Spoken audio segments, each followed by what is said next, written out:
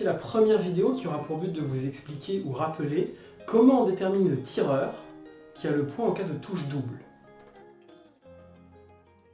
Avant d'aborder le sujet de la vidéo, quelques petits rappels. En escrime, pour marquer un point, il faut toucher son adversaire. Et au fleuret, il faut le toucher sur ce qu'on appelle la surface valable.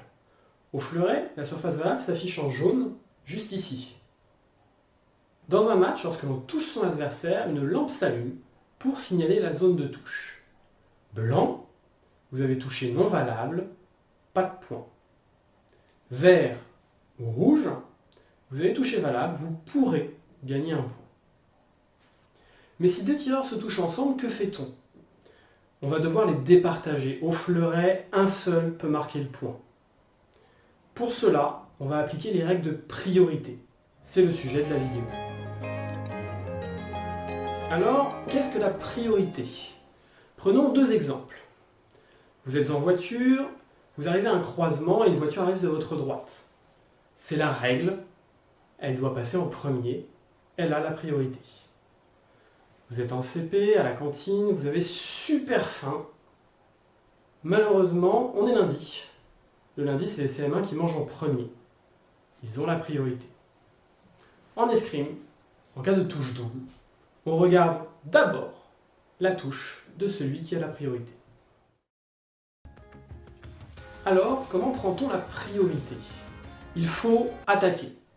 Celui qui initie l'attaque prend la priorité. L'attaque, c'est l'allongement du bras coordonné avec la fente. Petit exemple.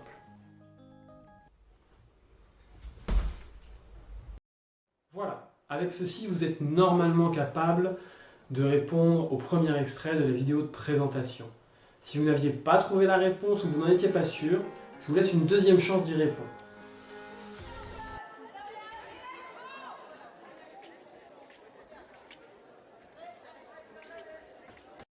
On voit bien que sur la marge de son adversaire, le tireur de gauche attaque. C'est ce que l'on appelle une attaque sur la préparation. La lampe rouge s'allume, point pour elle. Intéressons-nous maintenant au tireur de droite dans la précédente vidéo. Il avance et se fait surprendre par l'attaque de son adversaire. Il touche, mais n'a pas la priorité. Il n'aura donc pas de point.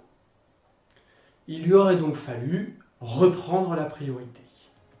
L'attaque vous donne la priorité. La défense vous permettra de la reprendre. Petit exemple. Sur cet extrait, vous voyez le tireur de gauche qui attaque. Il prend la priorité. Le tireur de droite recule, lui faisant ainsi échouer son attaque et perdre sa priorité. Il attaque à son tour pour la reprendre. Les deux se touchent valables, celui de droite a la priorité, il a donc le point. On peut se défendre avec les jambes, comme vous venez de le voir, mais aussi avec son arme. C'est ce que l'on appelle la parade. Voici un exemple. L'attaque part de droite, elle est parée, la riposte touche, point.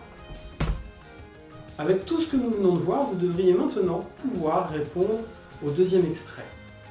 Pour ceux qui n'avaient pas la réponse ou qui avaient un doute, je vous laisse d'abord la revisionner.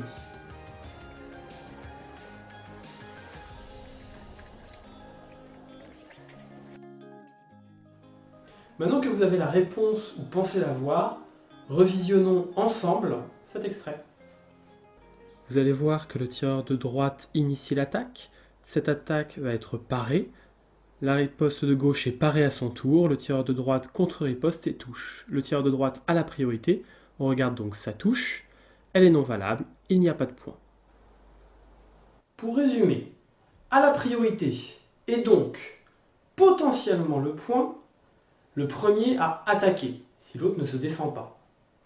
Comme la tireuse de gauche dans l'extrait 1. Ou le dernier à se défendre, en l'occurrence le tireur de droite, dans l'extrait 2. Maintenant que vous savez tout ou presque sur la priorité, je vous mets quelques séquences ou extraits, à vous de trouver qui a le point. Attention au piège.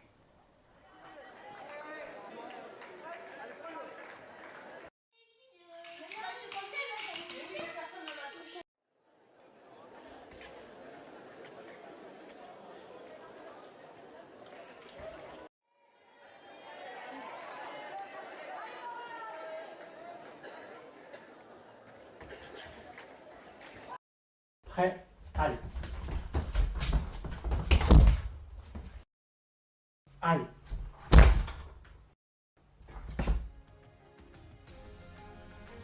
J'espère que cette vidéo vous aura plu. N'hésitez pas à m'envoyer vos réponses par mail, à en discuter sur le WhatsApp. Si vous n'avez pas le WhatsApp, pareil, vous pouvez m'envoyer un mail pour me rejoindre. Vous avez le droit aussi de m'envoyer vos remarques et suggestions. Elles seront les bienvenues. La semaine prochaine, il y aura une nouvelle vidéo. Le sujet sera la gestuelle de l'arbitre. J'espère qu'elle vous intéressera tout autant. A bientôt!